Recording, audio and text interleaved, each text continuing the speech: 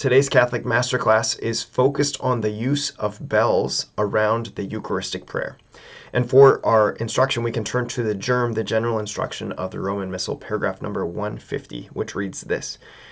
A little before the consecration, when appropriate, a server rings a bell as a signal to the faithful.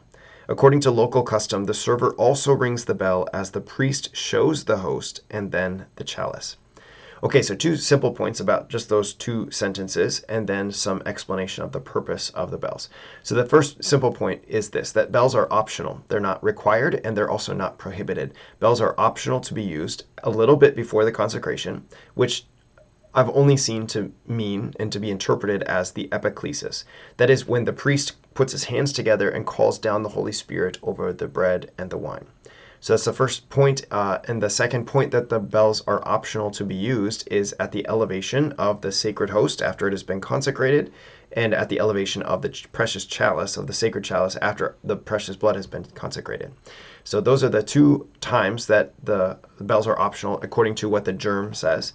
And the second point of that is that the typical number of times a bell is rung are 1 time at the epiclesis and 3 times each at the elevations of the Sacred Host and the Sacred Chalice. There are some parishes that will also ring the bell 1 time immediately after the priest consumes the body and blood of the Lord in Holy Communion. And we'll talk about what that is all about in just a moment. With that, we can move into the purpose of the bells. What exactly, where do they come from? What are their origins? So we hopefully know this, that the Mass has not always been offered in the common language of the people. We call that the vernacular. This is actually a relatively new thing based on large-scale history, that the Mass is offered in a language that is common to the people of any given location and time.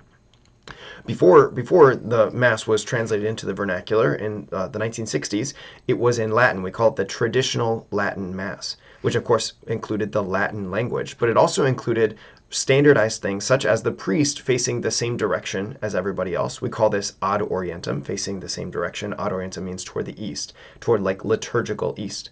But then also the priest would speak quietly, so that not everyone could hear. They didn't necessarily magnify their voices like we do with our microphone systems that we have today. So with that, then the people who were attending Mass oftentimes they had a difficult time seeing what was going on at the altar. They had a difficult time hearing what was going on and what was being said at the altar. And even if they could hear it, they probably couldn't understand it. A lot of people did have missalettes that they would use to follow along with the prayers of the Mass insofar as what they could hear. But nonetheless, oftentimes the only people at the Mass who could hear everything that was being spoken were the priest, of course, but then also the altar servers who were trained to listen to particular parts of the Mass.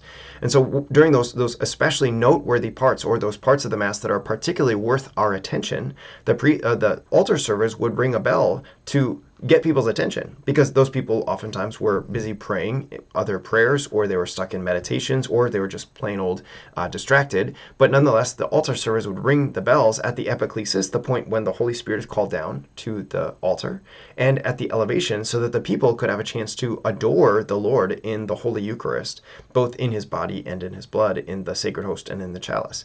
And they would also ring the bell one more time when the priest consumed the Eucharist, because that was the signal of the completion of the Eucharistic sacrifice.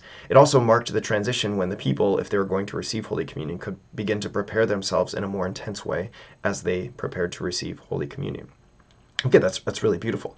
Now, a person could say, well, now we have English in the common language, the vernacular, or excuse me, Mass in the common language in the vernacular oftentimes, although we know that plenty of people like to go to the traditional Latin Mass, or they like to go to the Masses. We know at the Novus Ordo in Latin, but let's say the general practice is Mass in the common language.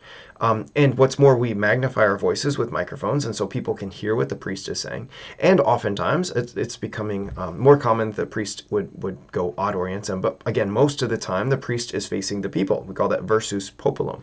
So what's the purpose of bells now? Well, the thing is this, that people still tend to get distracted. Even if they can hear what's going on and see what's going on, the human tendency is to move in the direction of distractions. And we live in a very distracted world, so it's easy to get distracted. And so the bells still serve the same purpose that they served before, which is to call our attention to what's going on at the altar.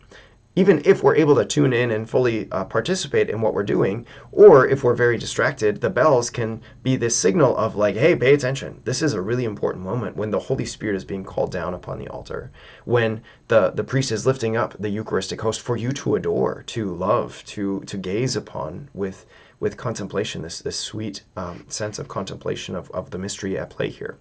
And what's more, those parishes that also ring the bell at the completion of the sacrifice when the priest consumes the Eucharist, it also, again, signals that, okay, the sacrifice has been completed, and if you're able to receive communion, this is the time to get yourself more ready than you have been up to this point. It's a really beautiful thing. So the bells ultimately, like they fulfill the same purpose in the old rituals and in the new rituals, which ultimately call our attention, draw us back to the altar, the only truly important thing that's taking place, which is the worship ordained by Jesus. That's really beautiful and incredible. So I hope that's helpful for you, and I will look forward to seeing you next week. Peace.